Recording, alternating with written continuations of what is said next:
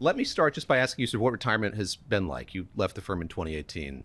What is your day-to-day like? I'll just say this. I still have the occupational hazard. I still have the background noise of following markets. I still know the price of everything all the time. I engage in some philanthropic activities that I used to follow, that I just do a little bit more of. I spend more time with my family, although I haven't really clocked it. It may just be that my family feels like it's more time because the weight of it is more oppressive than it has been. But let me just sum it up. Yeah. I do what I want to do. I spent about 40 years or more doing what I had to do. And now every day I get up and I kind of do what I want to do that day. I swim every day. I watch podcasts. I walk around and I listen to things. And so, I like being up on things. And I could tell you what I don't do. I don't get calls that require me to jump on a plane and fly to Riyadh on 4 hours notice so that I could raise by a few percentage points the odds of getting a transaction that we're competing for. But I'm a busybody and I'm nosy and I look at what's going on, and if I see a transaction, if I read about a transaction, and I wonder, gee, who's doing this transaction? So I pick up, one of my grandkids' toy telephones, and I bark into it and say, are we in this? Why not? And there's nobody at the other end. So I have all the satisfaction of reliving my old life of torturing people. But since no one's listening to it, no one ever gets mad at me. You write in the book about this transition that took place in the 90s away from kind of narrative-driven investing or trading into more algorithmic trading. It does strike me we're in a moment where there is a prevailing narrative. That's the AI narrative. How is it going to revolutionize the world? Is it going to revolutionize the world? How long would that take? Are you an AI user, an AI skeptic? Look, I think it's a continuum. When you say algorithmic trading, there were always people who used analysis, technical analysis. As technology advanced, you'd have machines looking for the technical points and follow that. And the point of algorithmic traders or technical trading is to take the human emotion out of it. Because there's a school that says, oh my God, you'll sit there and say, gee, when X, Y, and Z happens, I'm going to do it. But when X, Y, and Z happens, people don't do it. Let me make an analogy in the real world. Everyone says, I just can't wait to buy waterfront property when it gets cheaper. I'm going to buy it right after the next hurricane. And of course, then hurricane happens, property values along waterfront get lower. And guess what? When everybody else is scared and wants to sell at a lower price, you don't want to buy at the lower price because you're scared too. So this is something that would take the emotion out of it and just force you into doing things based on signals. And it was working then, it's working now, just better technology, faster.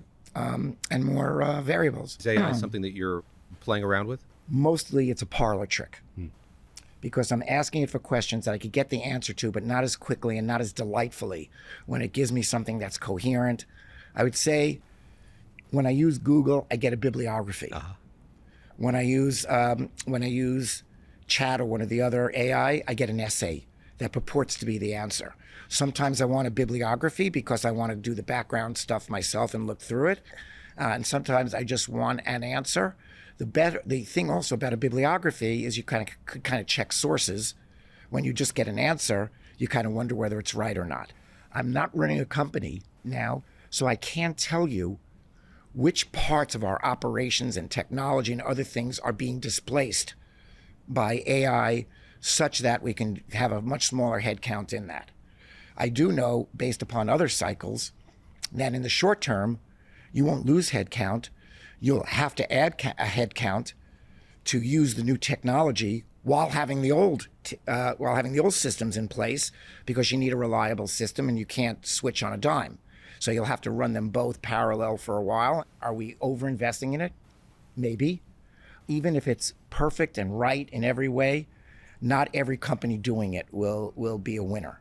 Undoubtedly, in hindsight, we'll wish we hadn't made some investments, or we hadn't invested in companies that are involved in it, but we just don't know which. But, one other thing, the hyperscale, really companies investing close to, and in some cases over $100 billion a year. How many countries could invest in R&D for over $100 million a year But I have to say, the people who are doing it, these companies, most of them are run by their founders who have most of their wealth tied up in those companies. Mm-hmm. So they're playing with their own money and they're risking their own wealth in this. And I would say, I don't know if they're right, but they are at least as likely to be right as anybody else who's doing it. And it's their money. They're putting their money where their mouth is. Let me ask you about something complementary to this. There is a growing chorus warning about what AI is going to mean for private credit. So you had Jamie Dimon saying, I see a couple people doing some dumb things. Marathon's Bruce Richards predicting the default rate in direct lending is going to rise in the next few years because of software's exposure to all of this. Are you worried about private credit, you with your banking background, how much it's grown and I'm worried. Integrity of that credit? One has to worry about opaque assets where there's illiquidity, so it's very hard to mark, and you're marking it by analogy to other companies, so there's no precision there.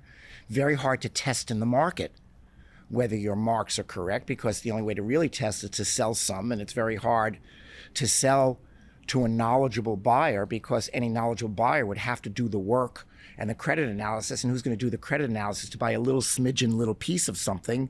And another phenomenon that's gone on is we have, and this is just taking it away from credit for a second and just talking generically about opaque assets. The markets have been very good for a very long time.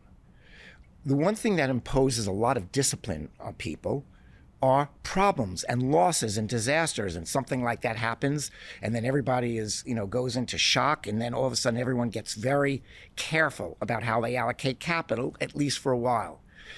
And like any other commodity, investing dollars is if everything is always good and there's no adverse consequences, you start to lose a discipline over time. And by the way, this is why there are cycles to everything: business cycles, history cycles, market cycles. And so it's been a long time since we have had to, redress things. You know how I have this bad habit of quoting movies sometimes. Remember in the movie, The Godfather, when they're going to the mattresses and the guy says, we have to have these things every 10 years to get rid of all the bad blood that's built up over that 10 years. And in a way, you have market problems and crashes and problems simply because a lack of discipline builds up over time. It's human nature. There's an inevitability about it. We're I don't know if we're in the absolute end of the cycle, but we're getting close to the end of, late stages of cycles on this, and we're due for a kind of a reckoning. So generally, I'd be I'm always very cautious. I'm in the risk management business, but especially cautious at this time. You can point to several reasons, but if for no other reason, just because we haven't had a problem for such a long time, undoubtedly, we've put money in places where write-offs are going to need to happen. And when you're dealing with opaque, illiquid assets like credit, that's a place that one would clearly have to look. You've spoken out against people putting private equity and credit in retirement portfolios. This is something that an arm of Goldman Sachs is doing, encouraging people to do. If you were still running the firm, is that something you would be encouraging as well, given the opacity of this asset class? Is it something that mom and pop and the rest should have? Again, specific firms. They're firms that are really good and care about, but there's hundreds of firms doing this, and not everybody has not everybody's been around for 150 years or more and wants to be around for another 150 years or more. So I would say, just generically, putting the relative riskiness aside, I would say the consequences of being wrong or having a problem in the account of retirees, i.e., real people, citizens, taxpayers, voters, is much more highly consequential. The political sector, the government sector, really cares, but not that much, if institutional investors lose money. They're smart, they can afford it. Even very, very, very high net worth individuals, they must be smart because they have money, and even if they're not smart, they can afford it. But when you lose money for individuals, for consumers, i.e. taxpayers and citizens, people in government get very, very upset. Regulators get very, very upset. So my point in that, at any point in any moment, you should approach when you're dealing with with that segment with a lot more trepidation, not because the odds of this security will be worse in their account of someone else, just the consequence of a bad outcome is much more dramatic to the people who do that. Let me tell you, I learned some of that the hard. We're an institutional firm, so we never really had that, but I understand the consequences of that in the financial crisis. And so I just cautioned. Now, I would say that as at all times, but here we are at late cycle in these markets. Is it the absolute end of the cycle? I don't know. But after so many years of a bull market and a bull run in all these assets, we're getting close. We're in the later part of the cycle, I'm sure. So wouldn't you know it? So this is the time when firms are lobbying to give individuals, to bestow on them the opportunity of investing in these assets, these relatively illiquid assets at this particular time of the cycle. I think the people who are doing this should think about that very, very hard. And if they're going to do it, exercise a much greater degree of caution and just be aware of the calculus. Is it worth it? In other words, if your business is really terrific, if you're growing, you're doing very, very well, do you really need to extend your franchise that much by going to this much more dangerous sector? You've called yourself a worrier more than a warrior. Something Jamie Dimon clearly is worried about is that we're back in a period that's like 05, 06, the run-up to the crisis. How does that strike you when you hear that? Do you see the historical analogy that he does this moment to that? Yeah, no, I can't speak. I mean, he's smart. He sees a lot of stuff. I can't comment on what he's saying, but I'd say the best analogy would be to say, kind of late cycle. The crisis that we had was in different forms. It was basically a real estate collapse, and it took the form of mortgages, loans on real estate on real estate. That was really what it was, and in one form or another. And that was kind of late stage when individuals started to get involved in it. And of course, that was what inflamed the politics at the time, and really caused it was dramatic. And of course, banks were very complicated. We can talk about that, but. What's an analogy? Maybe you couldn't find an analogy in that in companies that are historically institutional companies, transacting institutional-oriented products, who are, trying to have very small-sized transactions put into mutual funds or 401ks. Oh, by the way, into affiliated insurance companies, which is kind of one step away for individuals. Because remember, insurance companies take your premium and will pay you back. They're the one. It's really individuals that are counting on. In a lot of cases, individuals that are counting on those companies having a good portfolio that's solvent, and so that they can pay back their debts with their obligations when their own. When certain contingencies happen years and years forward, kind of a consumer-oriented business also. So maybe that's an analogy, because they both feel kind of late stage, with assets and opportunities that normally wouldn't go to individuals. That's what I see. But, these crises don't have to, be the same, but, in some way or another they rhyme. And they always come from different things. Look, if we're sitting here, one of the things I always thought, if we're sitting here fretting about a specific thing, that's the thing that's less likely to happen. Because if we're fretting about it, that means we're all going home, talking to our people, trying to moderate the risks associated with it, and that's usually a good thing.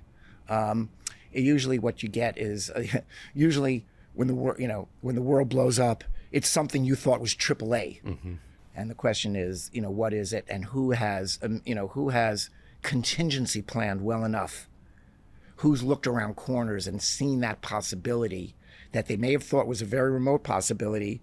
But it was a contingency that happened, and so they contingency planned and did something, got closer to home at the right place and reduced their risks. I'd like to talk about your appetite for risk-taking, how that's evolved. We could go back to 1994, which was a bad year for Goldman. And you write in the book about how there was this kind of pendulum shift. There was excessive risk-taking, and then there was kind of excessive caution that followed that as the company kind of found its feet again. Talk, if you would, just about finding that balance. Well, 1994 was a really bad year for Goldman, because we were kind of there by ourselves.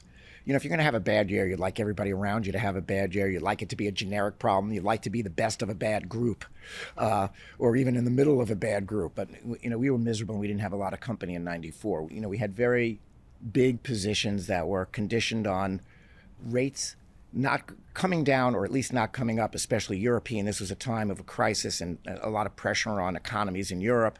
And we thought they surely won't want to immiserate their people by taking interest rates in a slow growth environment. And guess what?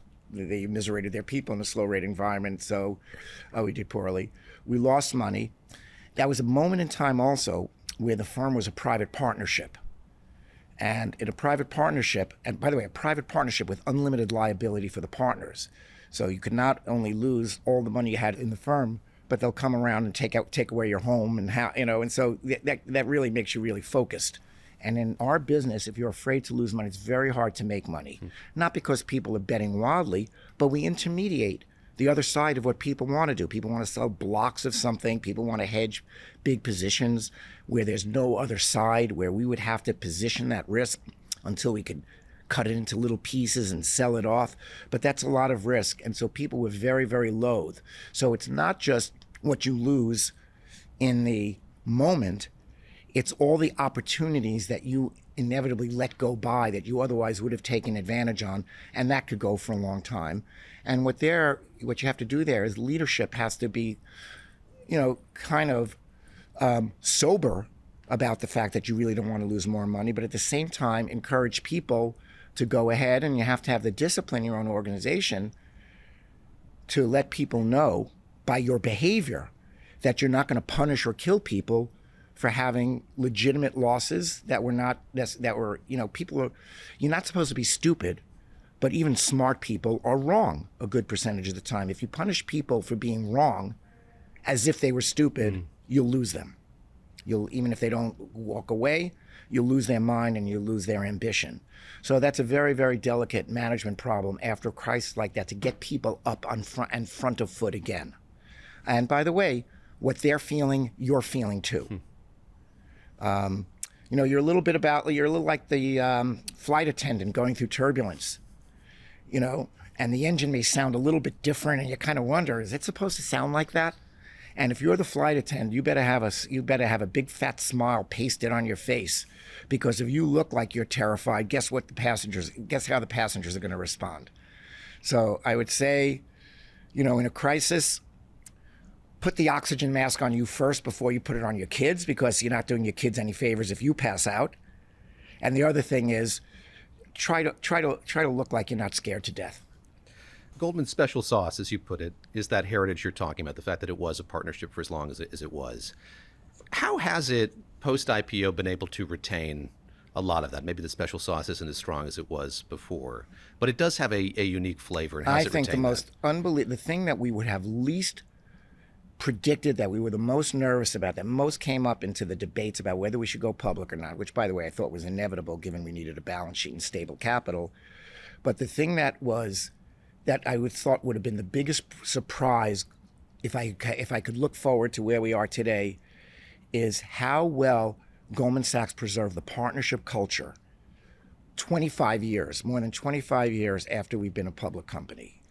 Now, what does that mean, a partnership culture? It's, people don't necessarily understand it. And by the way, I spent half my tenure in the private firm, half my tenure in the public company. In a private company, the people that report to you are your co-owners of the business. They have a set of expectations. They act like owners. They expect to know everything that's going on. A Japanese bond salesman wants to know what's going on in investment banking in London. If somebody screws up somewhere in the world, it affects everybody around the firm. They're not just in their own cylinder. It's not considered rude to be a busybody and look around and see what's going around the whole firm. It's their expectations, their sense of entitlement to have that. People expect to be consulted as owners. People think if they object, you'll listen to them. And you may be slow in implementing a decision that you thought was the right thing to do, but people are objecting. And so you socialize things more. People in the firm get paid based upon how the firm as a whole did, not their little cylinder or not their little space. There's a lot of differences between a partnership culture and a regular corporate. And I think the firm did a good job in protecting that, even though nobody's been a partner for a long time, but they call themselves partners. So use the name, yeah. And it's real. And I'll tell you another thing. There's an economic difference. When I was in a private partnership, you care about your capital account. You don't have stock. At the end of your, and you leave your capital in the firm because that's your money is the working capital of the firm. you care about how money accretes into your capital account, but you don't care if it's a smooth accretion every year or if it rises 5% every year. You care what it looks like after 20, 25, 30 years. And so if in a 10-year cycle you make money 4 years, lose money in 2 years, break even 4 other years, that's perfectly fine as long as it's enough. In a corporation, a public company, it's not just your earnings, it's your earnings times a multiple, and the multiple is governed by people's sense of the stability of your earnings and the growth of your earnings. So all of a sudden, you care about your E, your earnings, but you really care about your PE. And maybe you'd forego some of your earnings in order to have more stability in those earnings so you get a higher multiple. And so I think over time, the real test was how do you function, recognize that you had different ownership base, i.e. public shareholders versus the partnership. How do you satisfy your public owners who care about a share price and still have all those partnership culture elements, the risk profile, everything? I'd say that process started with my predecessor, Hank, Paulson, yes. Hank Paulson, who was CEO when the firm went public. It certainly continued threading that needle with me.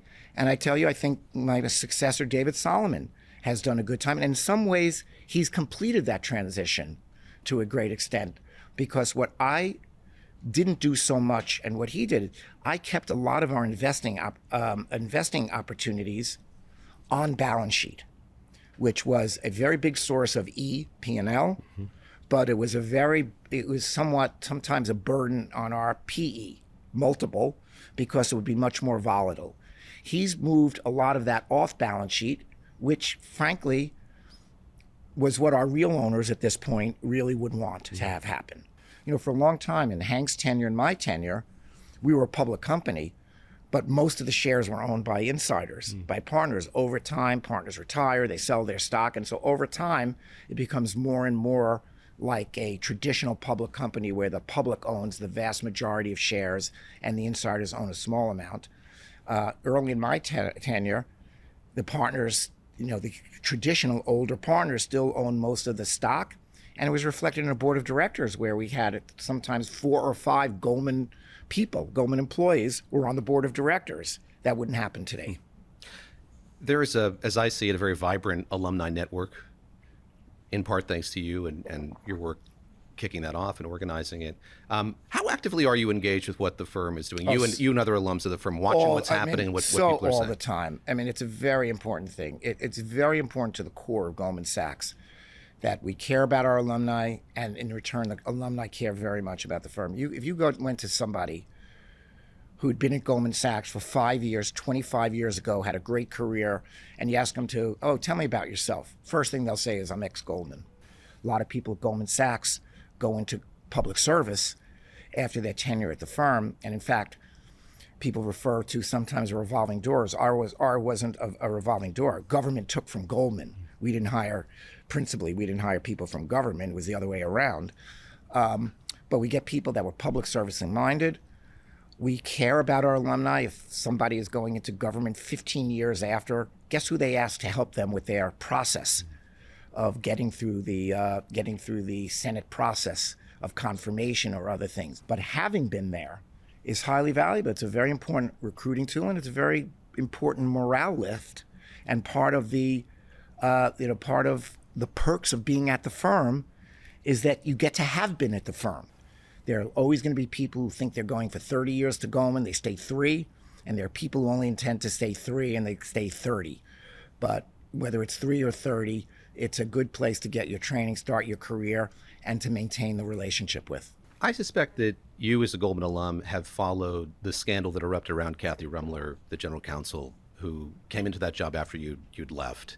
A scandal that was brought about by the fact that many emails between her and Jeffrey Epstein were made public. She effectively became a reputational risk herself. And I'm curious how you think the firm, again, as an alum, how you think they've handled that.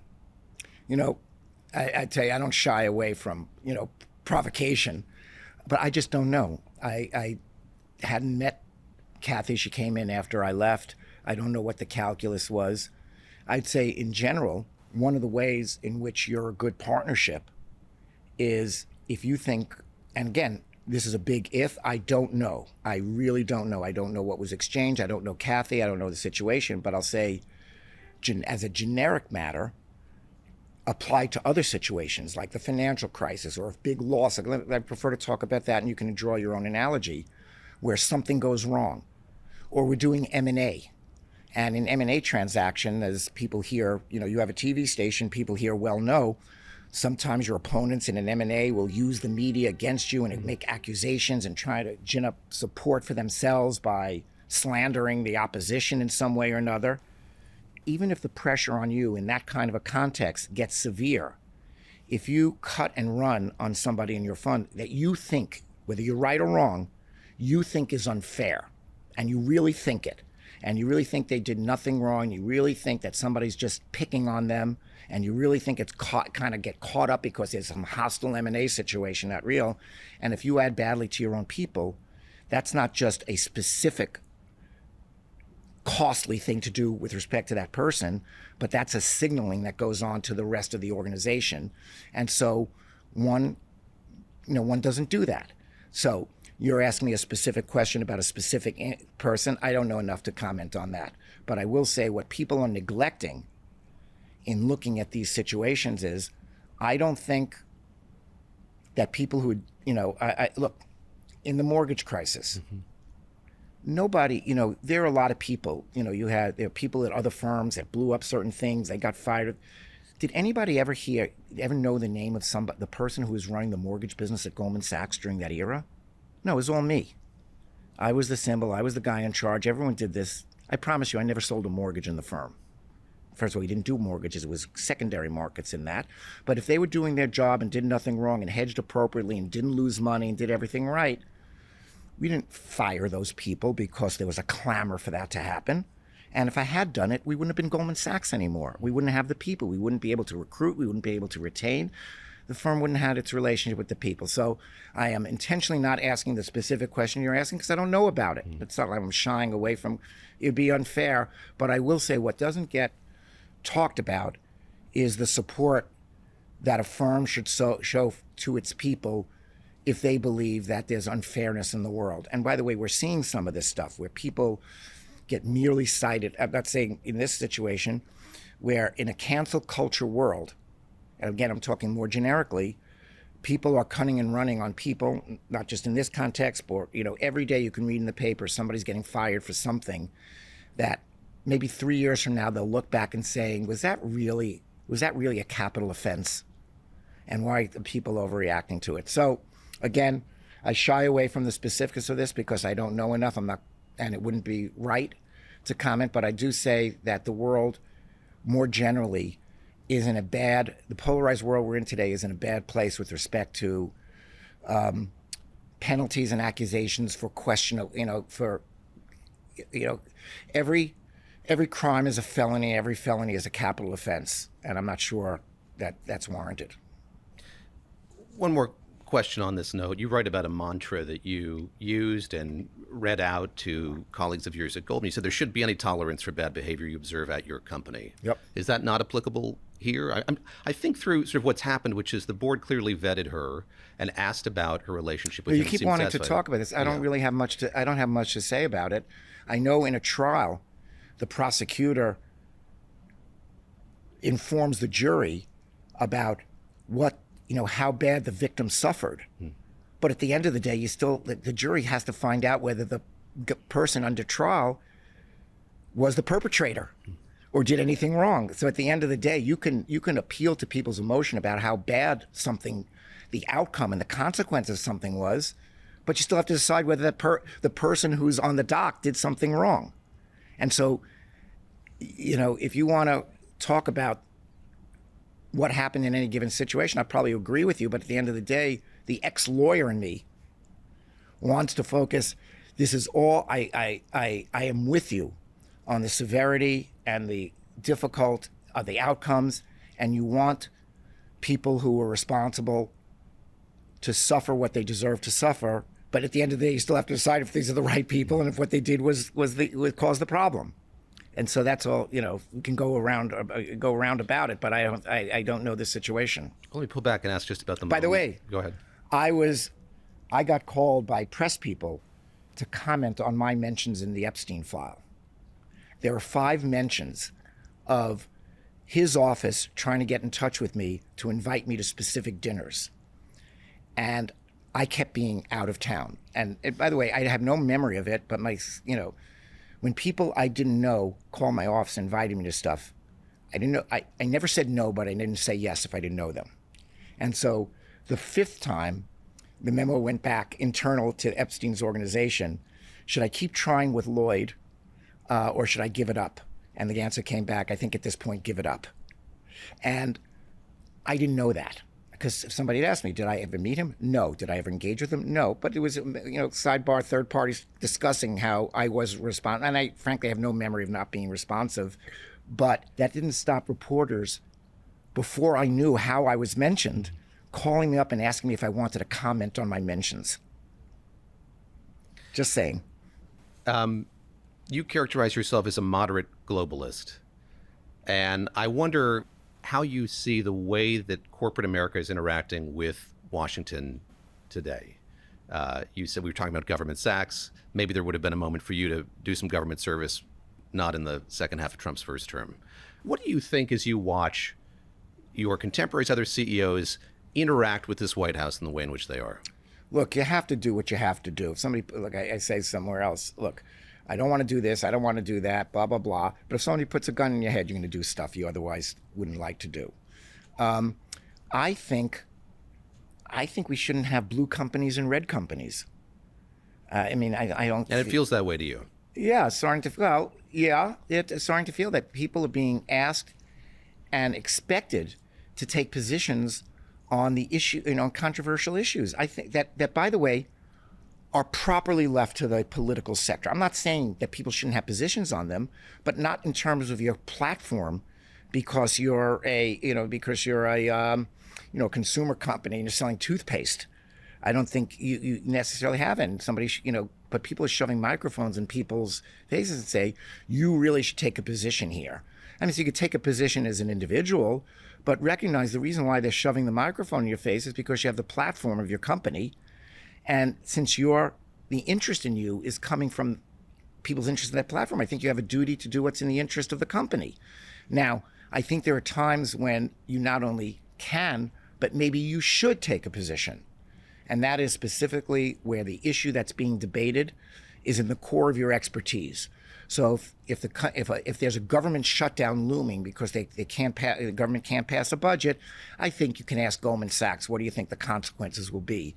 And somebody at Goldman Sachs who knows about this stuff should comment upon it, take a view, and explain it to the public why they have the view that they have. I think there are cases where the issue affects your people in a way that otherwise wouldn't allow them, may or may not allow them to do their jobs, like marriage equality. I took a very strong position on marriage equality. I was the chairman of the New York City Partnership, which is like kind of the local chamber of commerce, but only for very, very big companies in New York. And we were very strong on that issue, and we lobbied for it. But, in that respect, I'm the champion of the people who work at Goldman Sachs. As individuals, you can vote, you can make statements, you can carry a placard and march. But I'm not sure it's right to use the prestige of your corporation. And certainly I don't think you should be required to do that. And there are people who would want to require companies to do that. It makes no sense. Why should we divide? Countries polarize enough. Why should we divide our economy in half? On that issue of polarization, we've seen companies have to go to the White House, the U.S. government taking stakes in companies. What do you make of that in the year 2026, to see a Republican president heading down that path? Look, I think, one shouldn't defend the extreme of anything. So I think the economy does well without centralized control, centralized management of government dictates. I'm glad that Al Gore never built the information superhighway and laid all that cable 5 minutes before the internet and the cloud took over and made it vestigial. The strength of the U.S. economy is that we have millions of decision makers. And the real strength of the economy is that when those decision makers are wrong, you build an airport in the wrong place, planes don't land there, fees don't get paid, the bank loans don't get paid off, they repossess, they plow it over, and they build a Walmart quicker than any other country would. That's the strength of our economy. having government as a decider or having government owning a stake such that it slows down the processes that I just described is not a good thing. Is there room for government sometimes? Yes. Orphan drugs that otherwise wouldn't be made, where we have a social thing. Delivering rural mail where nobody would. The electrification of the Tennessee Valley in the 30s when nobody would have spent that money. Supply chain, where no individual company is, has the wherewithal or the incentive to play that money, where they have to invest some infrastructure as a matter of public policy or national security. A lot of opportunities for government. Maybe they've hit all the right ones, but I think there are a lot of wrong ones that are possibly to be hit. And if the government is involved in it, it may get too much capital, and it may have that capital much longer than it needs to do. And the incentive structure is just, discombobulated. So there's not no time for it, but it's not a lot. Lloyd Blankfein, thank you very much. Thank you.